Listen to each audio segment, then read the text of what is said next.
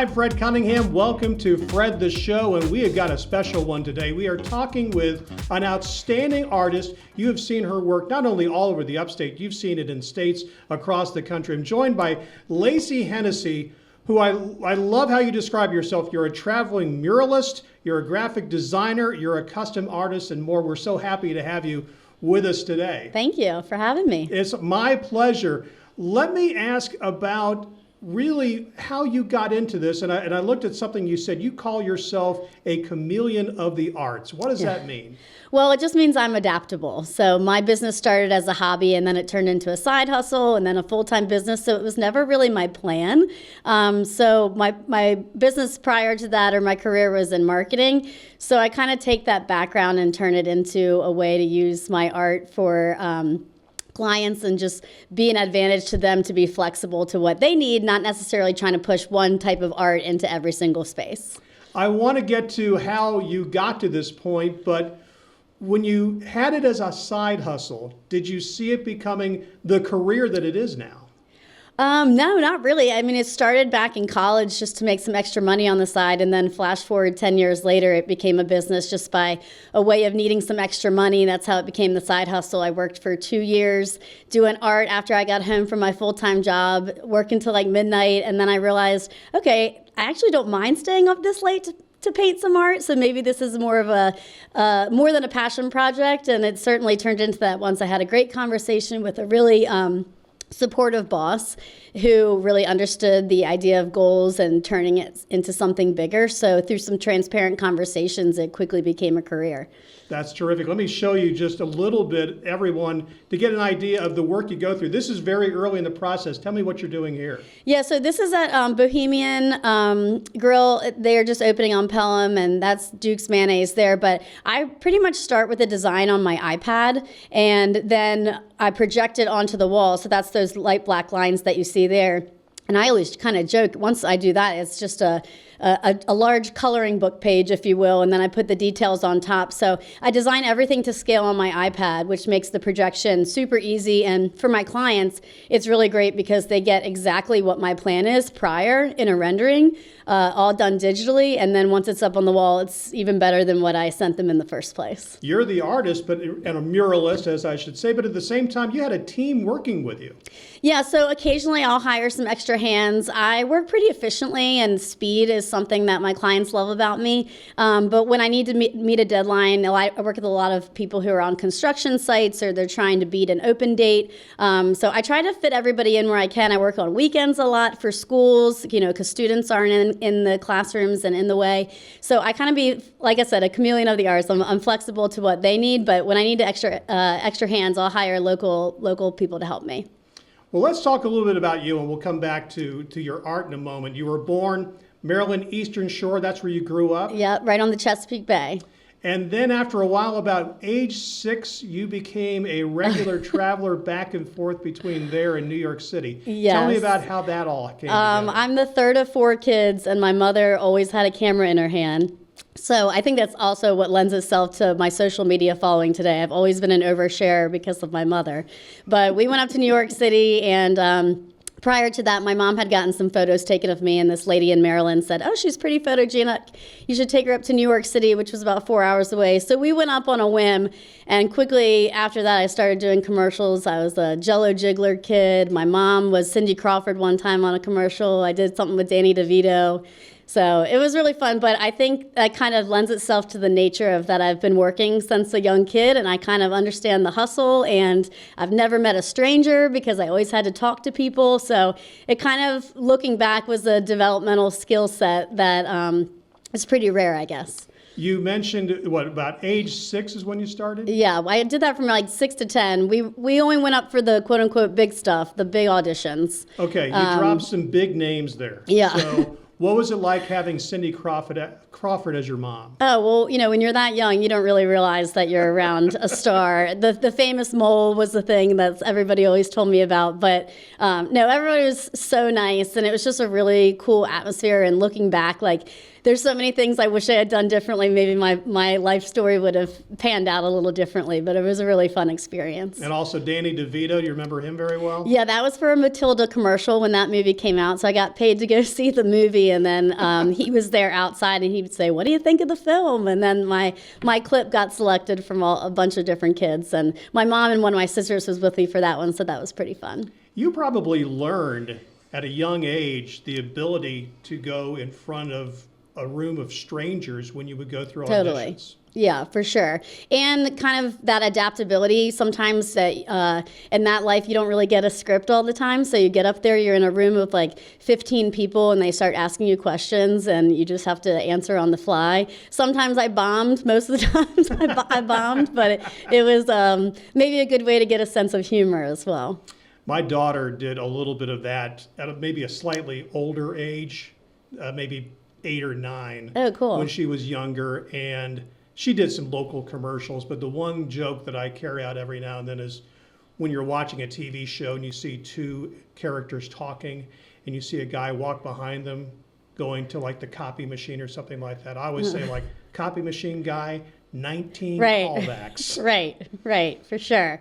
It's crazy. And really what's also neat is that my siblings would go up with us occasionally, and they would sometimes get to be involved. We got stopped on the street one time as a family of 4, my mom with all of us kids, and Tom Bergeron had a show. As the channel FX just came out, and they said, "Oh my gosh, you guys want to be on the morning show?" Kind of like a side Today Show kind of style in a living room, and everybody got to be included, so that was really neat. I remember that show. It was on FX. It had like a living room set, which was kind of different. And there was a puppet, if I remember right. Yes. Gosh, what is his name? He's a famous comedian. Oh gosh, I should remember this. That's okay. But yeah, they had us around the kitchen, and they made us breakfast, and it was like a whole thing. And we had to do this yoga style workout with one of their other guests. So we were like the traveling guests throughout the show. Wow. Yeah, it was pretty cool. Pretty cool experience. Yeah. Well, okay, let's go ahead and fast forward. You mentioned doing a side hustle. You were at Clemson University. Yep. And is this where I don't know if you discovered your inner artist, but you certainly found out how it could be profitable. Yeah, in high school, I took a lot of art classes. We also joke in my family that at our senior awards night, everybody got different scholarships. They'd call people up for 500 this, 500 that, and then they called my name for the art award, and everybody kind of turned their head like, art? And even I was kind of surprised that I was selected, and I was gifted a Webster dictionary from the art department. Made no sense. My mom's like, okay, well, where's the check for that? So, but even going into college, I was at Clemson, and then it's kind of a tradition in the South for everybody to make fraternity coolers for different functions and stuff, and a lot of girls were terrible at it. So I said, well, put $50 in the cooler, put a list of things you want painted on it, and you can take credit for it, because I knew then I'd have return business from that particular girl. And it kind of evolved from there, and Facebook had just come out, so I made a Facebook album of all the photos, kind of like a portfolio. And I was sitting in accounting class one time. I didn't know what to name the business page, and I said I like alliteration. So my business first started as Hennessey in the Home. And then as it evolved over the years, I was like, well, I'm not really in the home. It was just some random name, and nobody can spell Hennessey. They always butcher it. So years later, Lacey Does became way, because during that side hustle, I was doing wedding flowers and different like gifts for people, house drawings, pet portraits. And it was just people would reach out to me to say like, oh, see if Lacey does it. And I'd always say yes. So I was like, okay, Lacey Does. That's a good name. Everybody knows my name. And we'll just Lacey Does murals, Lacey Does coastal, Lacey Does collegiate, whatever it might be. So that's really how the brand name was developed. Wow, that's really cool. So you graduate Clemson 2009? Yep. And you immediately, like all artists, you jumped right into working in radio? Yeah, well, that was a really tough time. It was kind of, if you could get a job, grab one. But my first interview out of college was for Entercom Radio, and, Rock 101, 93.7, a lot of great stations over there. And I sold radio for about 6 months, and then a position was open in the promotions department, which was like concerts, events. And I said, that looks really fun. And I really thought a lot of the salespeople I was talking to were going to be like, no, stick with sales. And so many of them said, actually, you'd be a great fit there. So I applied for the job, got the job. I was there for about 3.5 years doing concerts and events, behind the scenes, meet and greets, all that good stuff, which was really fun. But once I made the change, I decided I needed to be more in like the marketing event space. That's where I wanted to go to kind of build that career. So then I worked for a company called Crawford Strategy, now known as Crawford, in downtown Greenville, and had just an amazing almost 6 years there with a really encouraging boss, Marion Crawford, who I lend a lot of my success to because she was really an awesome business leader and still is, and mentor of mine who encouraged goals and really like gave me a great foundation of like how I wanted to run my business once it was time.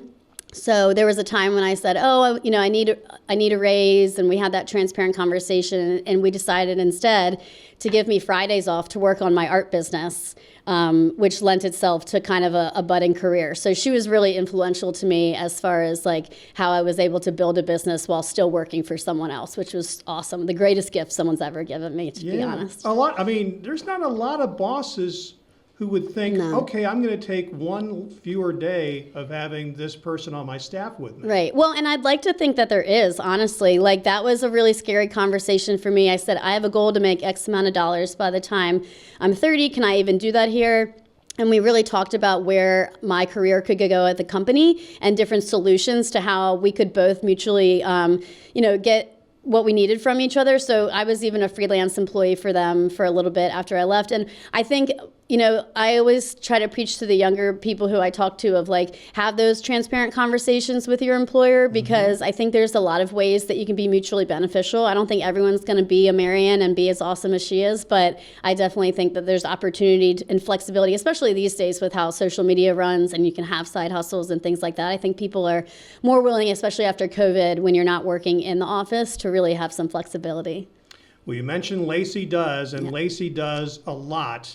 And you got into murals. What was that first one like? Because that's a big jump from painting coolers for fraternities at Clemson. Yeah, well, I love traveling. So I guess it was back in 2008. I was up in New York City, and I took a photo of myself in front of a mural. And I made the caption on my Instagram, next year I want to do a mural. And that was my goal, and I let people know. And about 3 months later, I had a follower reach out to me and say, hey, my husband's opening the Tipsy Taco in Clemson. He heard you have a goal. They'd love to get like a bid on the project from you. So I immediately went on Google and was like, how to paint a mural, what kind of paint to buy, how to write an invoice. I mean, everything was new to me. And I reached out, and since they knew it was, my first time, I had some flexibility there. But I also wanted to, of course, do a good job and really set a standard for myself. So I got the job, they took it on. I charged by the square foot and the complexity of the design, and immediately was like, okay, I'm onto something here. And so that first time was all first. I was even on an electric lift for the first time, but I just had some blind confidence, I guess, knowing that I was gonna fix any mistake that I made, and it was really all on me. And it was a really lucrative project that was really great and comparative to like previous salaries I had had at other companies. So I was like, okay, I'm going to try to do 5 this year, because that was in June of 2009. And by the end of the year, I had done 8. So I was like, okay, next year, I'm going to try to do 10. And then I ended up doing 22. And that's when I was like, okay, I guess this is really the meat of my business now and all that I do. And so it's quickly grown like exponentially year after year, which is really exciting. Well, we want to hear much more about it, and Fred the Show will continue. Our guest is Lacey Hennesey. We'll have more in just a moment. Back now with Lacey Hennesey as we continue talking about her work, and you were talking about that first mural and what it took. And now when you look back at it, how many have you done? I'm in the 270s, which is exciting, and I'm usually working about 9 or 10 ahead. So I feel confident I could finish the year at 290. I would love to hit 300, but I'm going to take some time off in October. It's been a crazy summer, so it'll definitely, I'll hit that mark in the early year next year. Where does the inspiration come from when you might have an idea of what the client might want, and you got your wall, but then do you spend more time kind of coming up with the idea or the actual putting it together? Definitely the idea. There's a lot of behind the scenes. I actually do some small business art coaching, and I have a kind of a 10-step process to building out a mural, and painting is number 8 on the process. And so there's so much that people don't get to see, but really it is a collaboration. I have a great conversation with the client up front. I ask a lot of questions about vibe, color, messaging, because there's so many reasons that people maybe want a mural, and that's why I want to know what that conversation was like before they reached out to me, right? So it's normally just not one person making that decision. It's often a team or a conversation that somebody else had. So I want to know what that's like. And then from that, I take a lot of keywords. Often I'm doing research about, around the surrounding area. So if I'm doing a mural on the side of your business and there are 8 other businesses around you, the last thing I want is to be painting and then having another business owner come out and not like something we're doing. So sometimes I'm getting feedback.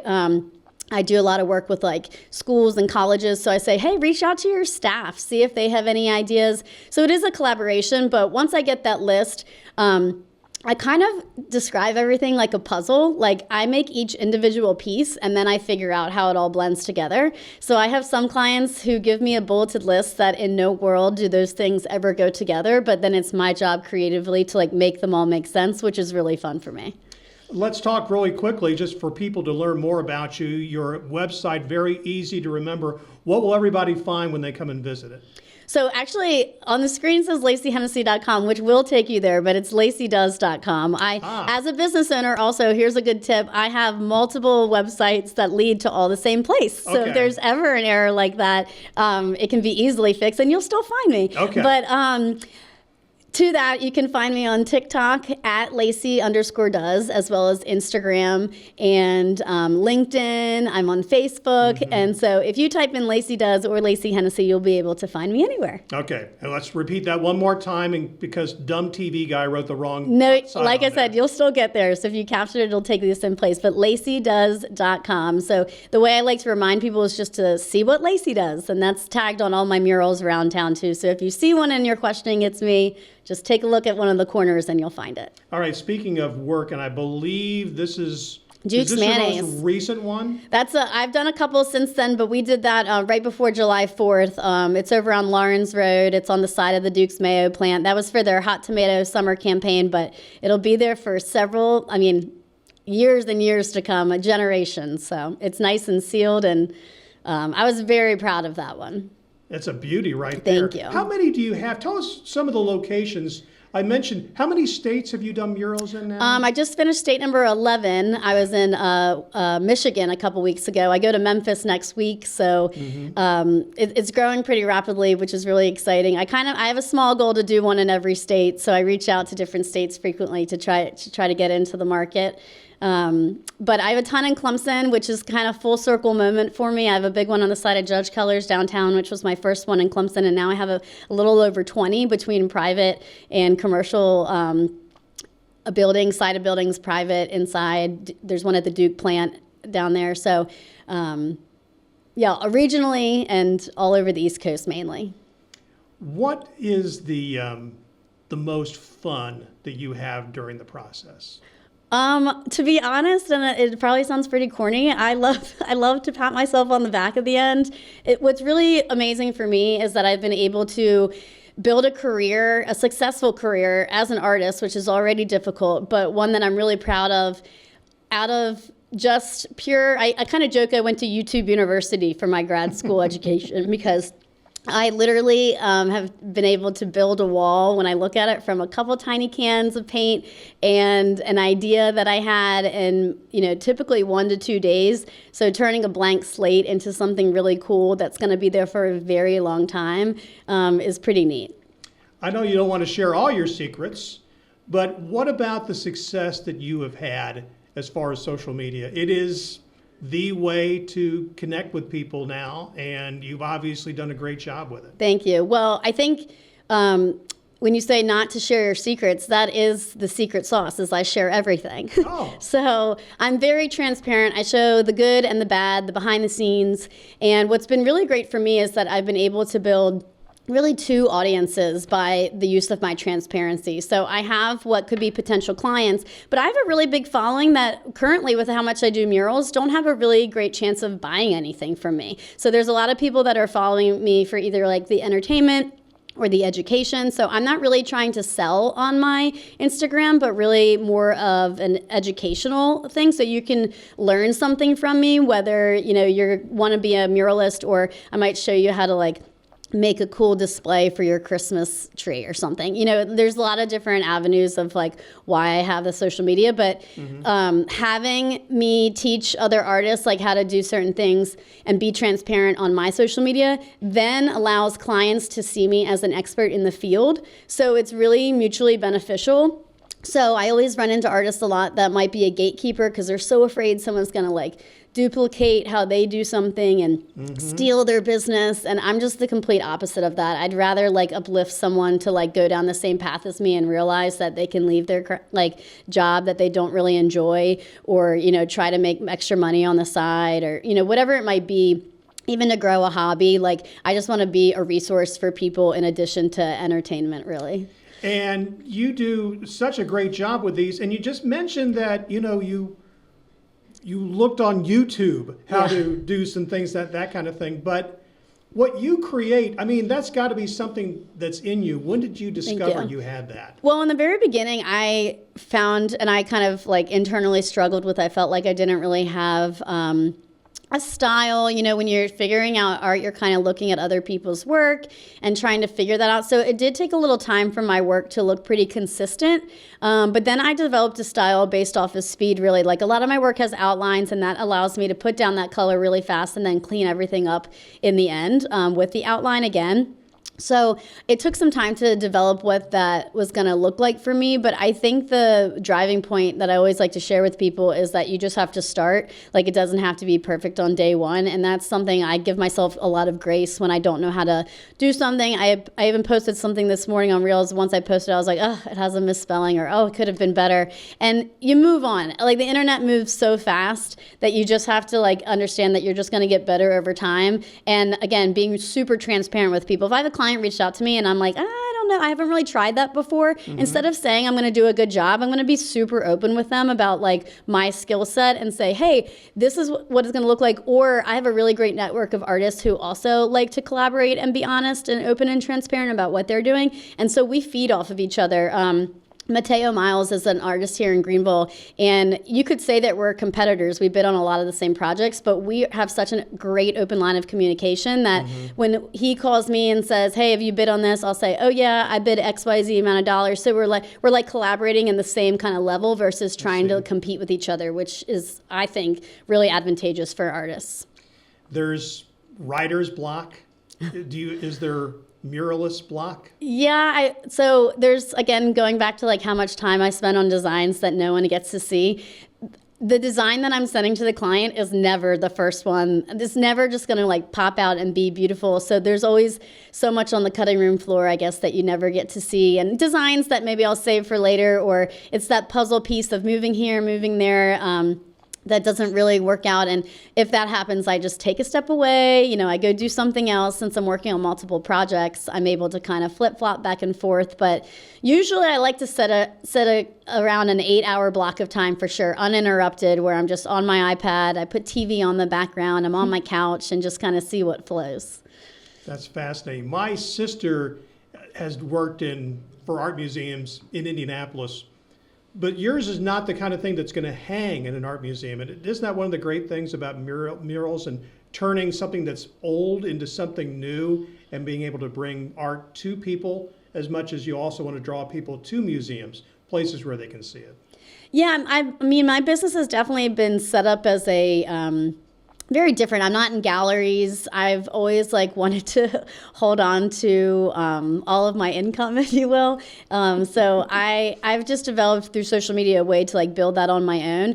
And yeah, I still do commissions and pieces that could be hung in a home or hung in a restaurant or hung anywhere else. And I do like that aspect as well, still of that commission side. But like I said, my business has been built on commissions. I'm very different from most artists where I've never had to build a body of work and hope that it sells. Everything that I've ever made, just by way of the development of a hobby to side hustle and so forth. But I've been very fortunate that any piece of art I've ever made, outside of ones for myself, literally have been sold prior to me even developing the concept. So when someone reaches out to me, I talk about their goals and the scope of the work, and then we talk about pricing. And I have a lot of success by giving a range, and then we decide where you want to land, and I design based off of that goal. So, for example, if I gave you a price range based on all the details from like $5,000 to $7,000, and you say, oh, well, our budget is more about $4,000, I might design something more simplistic for you rather than the detail we had previously discussed. So I get a lot of business that way just by, again, being flexible and learning what your goal is and trying to help you accomplish that versus trying to make a piece of artwork to make it stick. Well, you have had a ton of success. Thank you. Let everybody know where they can see if Lacey does it. Yeah, you can go to LaceyDoes.com, at Lacey_does on Instagram, TikTok, and Facebook. And you can always reach me at LaceyDoes.com. That's my email address. And reach out for a quote, send me pictures and measurements, and I'll get back to you within 24 or 48 hours. That's terrific. Lacey Hennesey, thank you for being here. Best of luck. Thanks for having me. Got a great career going. I appreciate it. My pleasure. That is this edition of Fred the Show. We thank you for being with us. We'll see you next time.